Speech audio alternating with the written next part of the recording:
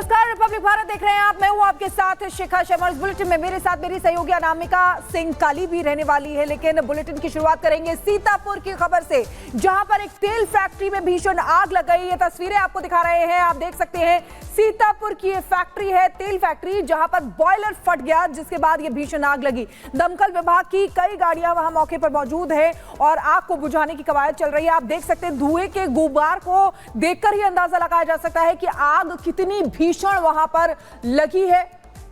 आपको बता दें, ये तेल फैक्ट्री है और तेल खुद में ही एक ज्वलनशील पदार्थ है और ऐसे में अगर वहां पर आग लग जाती है तो आग का फैलना स्वाभाविक हो जाता है और ये यहां पर दिखाई भी दे रहा है। आपको बता दें कि बॉयलर फटने के बाद तेज धमाका हुआ और इसके बाद आग लग गई। फायर ब्रिगेड की कई गाड़ियां इस समय मौके पर मौजूद है। फैक्ट्री में कई मजदूरों के फंसे होने की भी खबर मिल रही है। ये देखिए, लगातार आग को बुझाने की कवायद चल रही है और दो तस्वीरों के जरिए आप देख सकते हैं सीतापुर की फैक्ट्री जहां पर आग लगी है, ऑयल फैक्ट्री है ये। दूसरी तस्वीर में आग को बुझाने की कोशिशें लगातार फायर ब्रिगेड की टीम वहां पर कर रही है, लेकिन आग इतनी भीषण है कि उसको बुझाने में कड़ी मशक्कत वहां पर फायर ब्रिगेड की टीम को करनी पड़ रही है। मजदूर भी वहां पर फंसे हुए हैं, जिनको निकालने की कोशिश की जा रही है। रेस्क्यू ऑपरेशन उनका चल रहा है, तस्वीरों के जरिए आप देख सकते हैं।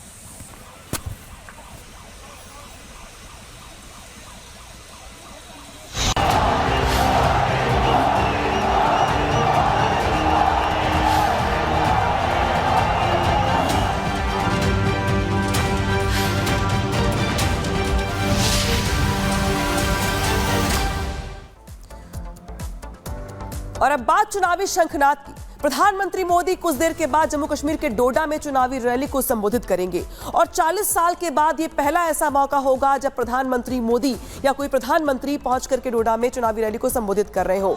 दरअसल यहाँ पे जो चुनाव होने वाले इसके बारे में बड़ी जानकारी दे दें आपको कि जो यहाँ पे फर्स्ट फेज की वोटिंग होगी 18 सितंबर को होगी। जो नतीजे होंगे वो 8 अक्टूबर को आने वाले हैं। ऐसे में फर्स्ट फेज की वोटिंग जो होगी उसको लेकर के नजरें लगी हुई है, क्योंकि इस दौरान जो है डोडा, रामबन, किश्तवाड़ समेत तमाम जो इलाके हैं इसकी 8 सीटों पर वोटिंग होगी। ऐसे में पीएम मोदी आज यहां पे विधानसभा चुनाव के लिए हुंकार भरने वाले हैं।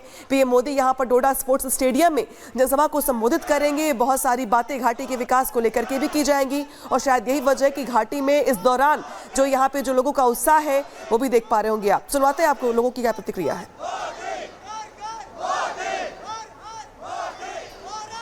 बहुत बड़ा फीडबैक जो है हमें मिल रहा है इस वक्त, तो ये एक बहुत मोदी जी जो आ रहे हैं तो ये तो हमारे लिए एक बहुत बड़ा फीडबैक जो है हमें मिल रहा है इस वक्त।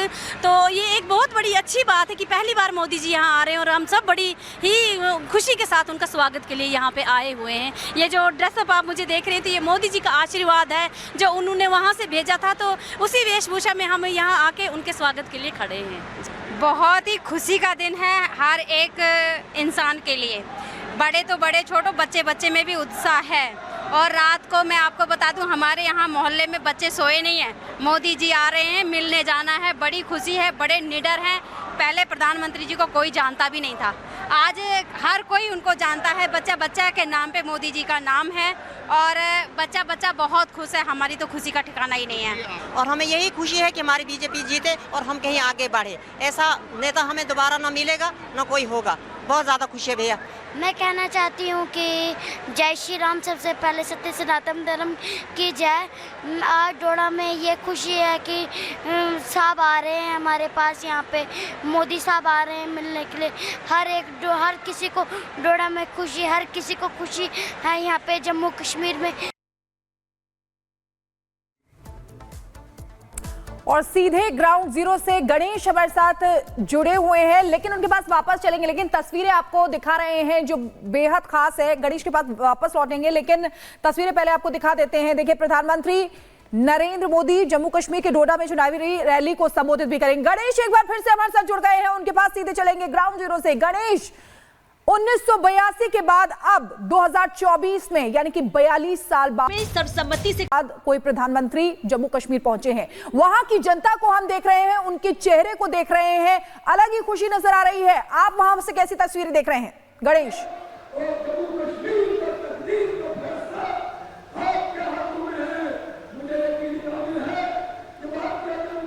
गणेश, क्या आप तक हमारी आवाज पहुंच रही है?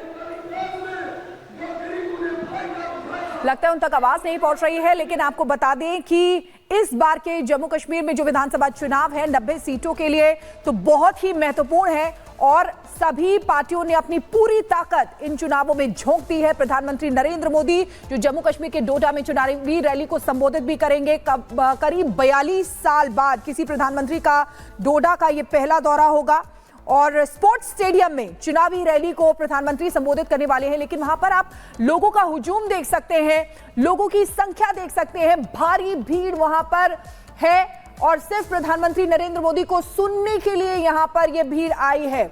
तो देखिए डोडा की रैली आखिर खास क्यों है, यह भी हम आपको लगातार बता रहे हैं। 370 हटने के बाद पहला विधानसभा चुनाव है, राज्य में लोकतंत्र की पूर्ण बहाली का संदेश भी यहां से जाएगा। नई विधानसभा में बहुमत चाहती है बीजेपी। इस बार ब्रांड मोदी का विधानसभा चुनाव में प्रयोग किया जा रहा है। घाटी के अलगाववादियों को यहां से कड़ा संदेश भी दिया जाएगा। चुनावी रैली से पाकिस्तान को भी नसीहत दी जाएगी। तो देखिए डोडा में प्रधानमंत्री नरेंद्र मोदी की रैली होनी है। किश्तवाड़, रामबन जिलों पर भी यहां पर नजर रहने वाली है। 45 साल बाद किसी पीएम की सभा यहां पर हो रही है। डोडा में प्रधानमंत्री नरेंद्र मोदी की रैली तो क्यों खास है, लगातार आपको बता रहे हैं। रैली का 8 विधानसभा सीटों पर असर भी देखा जा सकता है।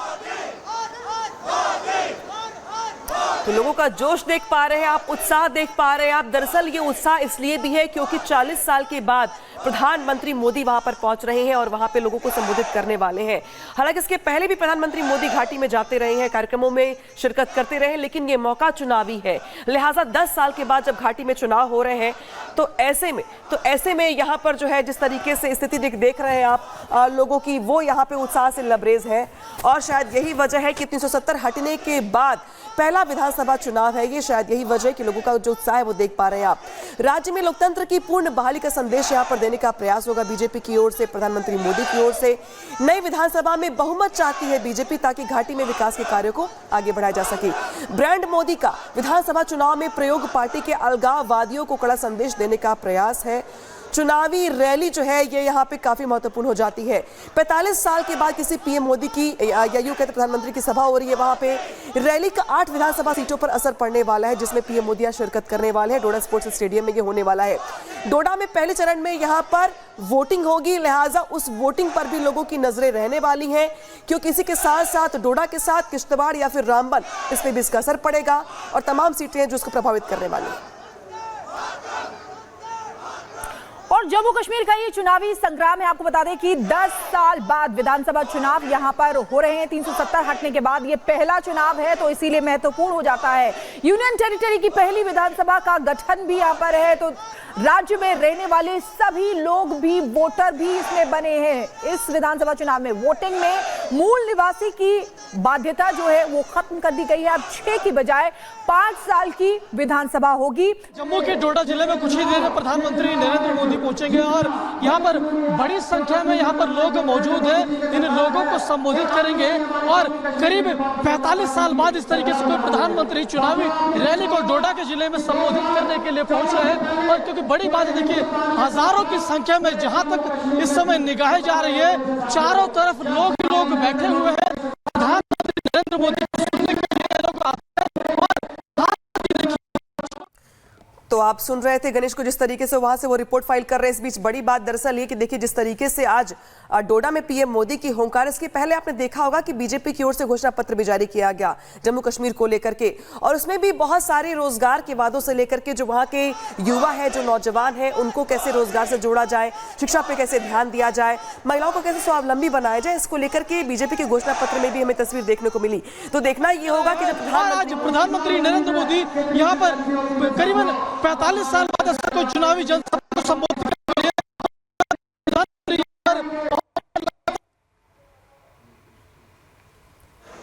तो घाटी में चुनाव है और घाटी में चुनाव को लेकर जिस तरीके से चाहे एनसी हो, चाहे पीडीपी हो, चाहे बीजेपी हो, सभी की ओर से पूरी ताकत यहां पर झोंकी जा रही है। बीजेपी इस बार पूर्ण बहुमत चाहती है विधानसभा में ताकि कम से कम जो प्रशासनिक अमला है, ताकि जो बाकी सरकारी तंत्र है वो कम से कम उसमें विकास जो कार्य है वो वहां पे बाधित ना हो। और शायद यही वजह कि पीएम मोदी की आज से हुंकार है और चुनाव को लेकर नजरें सबकी।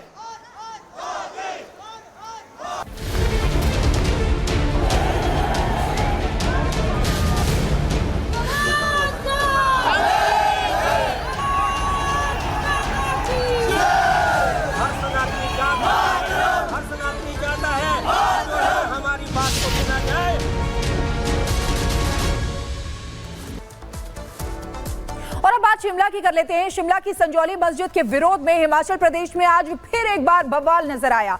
लाठीचार्ज के विरोध में हिंदू संगठनों ने आज बंद का ऐलान भी किया है। तो आपको बता दें कि किस तरीके से संजौली में लगातार महासंग्राम जारी है। एक रिपोर्ट इसी से जुड़ी आपको दिखाते हैं।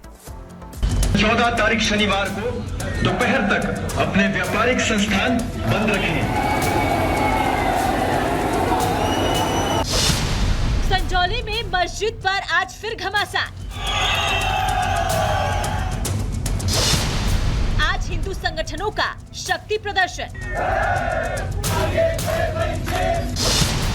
लाठीचार्ज के विरोध में हिमाचल बंद। दोपहर तक अपने व्यापारिक संस्थान बंद रखें। शिमला में संजौली मस्जिद को लेकर तनाव बरकरार है। संजौली में हिंदू प्रदर्शनकारियों पर लाठीचार्ज के विरोध में आज हिमाचल प्रदेश में बंद बुलाया गया है। वीएचपी ने बंद का ऐलान किया है, जिसे तमाम हिंदू संगठनों ने अपना समर्थन दिया है।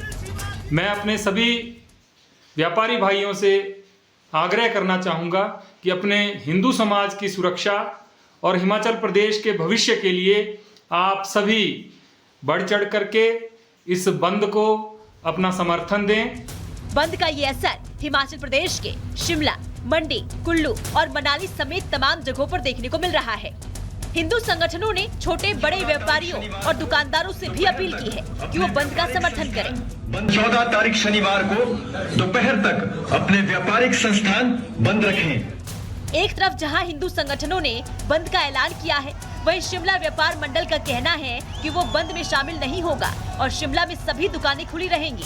बाजार बंद नहीं रहेंगे। जो हिंदू संगठन जिन्होंने ये बंद की कॉल दी थी, उनसे हमारी कोई बात नहीं हुई है, ना उन्होंने हमसे कोई बातचीत की है, ना हमारे पास कोई लिखित रूप से उनका कोई है प्रस्ताव ऐसा कि कोई बंद की कॉल है। शिमला के सारे बाजार खुले रहेंगे। शिमला व्यापार मंडल के साथ साथ राज्य के मुख्यमंत्री सुखविंदर सिंह सुक्खू भी संजौली मस्जिद को लेकर शांति बनाए रखने की अपील कर रहे हैं। सीएम सुखविंदर सिंह सुक्खू ने एक सर्वदलीय बैठक भी इस मामले को सुलझाने के लिए बुलाई। बैठक